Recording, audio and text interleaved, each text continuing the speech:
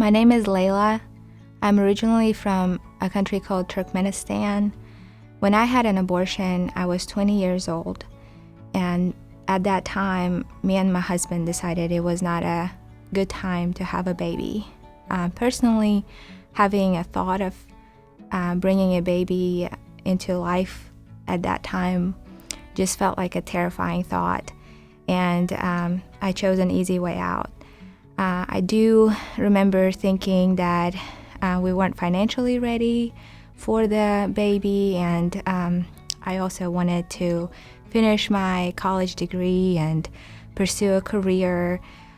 So all of that was what I was thinking about. And I was also not a Christian at the time, and I didn't believe in the sanctity of life. So we ended up having an abortion probably at about 10 weeks of the pregnancy. I remember we drove to Knoxville, and I really vaguely remember all the details, and I think it's because that's how I dealt with pain. And I just remember that it was a suction type of abortion, and I never seen an ultrasound. I've never heard a heartbeat of the baby, and that was it. And I remember being in pain afterwards, and having to take really strong pain medicine. And nobody knew but my husband that we had made that choice. And once we got back to the normal routine, I got very deeply depressed, and even seeing a baby on the streets was just making me cry uncontrollably. And I remember just not understanding what was happening to me, and just feeling very, very sad all the time. Some of my friends actually told me that they felt like I no longer had a spark in my eyes, and they really didn't know what happened. But this was shared recently once I started dealing with the abortion and the post-abortive syndrome. So that was 7 years ago, and since then I have remarried. And when me and my husband have been married for almost a year, he told me that he was ready to have a baby. And I just remember thinking, I'm ready too, and didn't really think of my abortion. I feel like what I did was I just put it in a shelf and hid it really far in my heart and didn't open it up, but it was there the whole time. So when I thought that I got pregnant this time, I got that deep depression feeling again, and I was really not myself. And at the same time, a different friend of mine had a miscarriage, and that reminded me of my abortion choice. And I just remember feeling like, oh my goodness, I've never dealt with this, and I feel so terrible about this choice, and I feel so guilty, and I have all this self-hatred. And I need help, I need healing, and I need to be able to get past this feelings. And I know that this is not right, and this is not healthy, and this is not good, and I know that it is not from God. So a long story short, I knew that there was a problem, and I knew I needed to deal with it. So I confided in my husband, and I told him that I've had an abortion 7 years ago, and that I needed help to deal with it before we pursue this new pregnancy. And the first thing that I did, I was just going to a person at church that I trust and just talking to her. And she prayed with me, and she prayed over me, and I felt better, but at the same time, I felt like this blind man that Jesus has touched.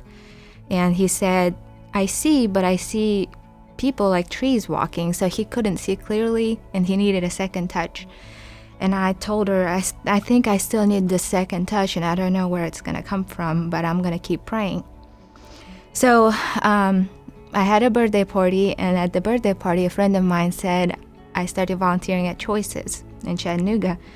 And I didn't know what Choices was about. I thought it was something like Planned Parenthood, or honestly, I never looked into it. And so I asked her, I said, so what is Choices about? What do they do? And when she explained to me that they have post-abortion counseling and help like that, I knew, I think this is my second touch. So I called the lady that is on the brochure for post-abortion support, and she was very, very easy to talk to, even on the phone, not having met her. And we made a meeting, set up a meeting, and when I went to the meeting, I just explained to her everything I was feeling, and she understood and was able to empathize and sympathize with me because she's also was post-abortive. So we decided that I would do a Bible study with her, and it's a 10-week study. And, she told me that it helped her, and she believed that it would help me. So doing the 10-week Bible study was probably the hardest and also the most rewarding time of my life. I remember just feeling like there was this wound that I had, and it was a deep wound, but I decided to just put a Band-Aid over it and not think about it. But it has affected all of the areas of my life. It has affected what I thought about myself and the self-hatred that I felt even periodically. And I really didn't know where it was stemming from. So having gone through the study, I feel like we definitely went into that wound and cleaned it out and dealt with it to where now it's healing, and it's I would even say healed, because I no longer have those feelings of anxiety or guilt or self-hatred when I think of an abortion. What I think of it now is, yes, it was a wrong decision, and yes, it was a very selfish decision, but I also know that God redeems it all, and He restores everything, even the bad things that we do.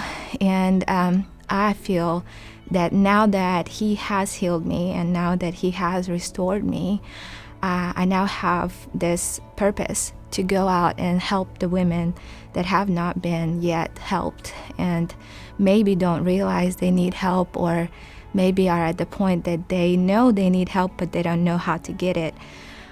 So to the woman that is watching this video and is maybe feeling like, I know that I've done this, and I know that it's affecting my life, but I don't know how to deal with it, I would say come to Choices and come and explore all the services that provided at Choices. And the Bible study that I went through, I'm convinced that it will help you as well. It's a very deep study of just getting to know God and His love for you, and also getting the healing that you need for the choice that you've made.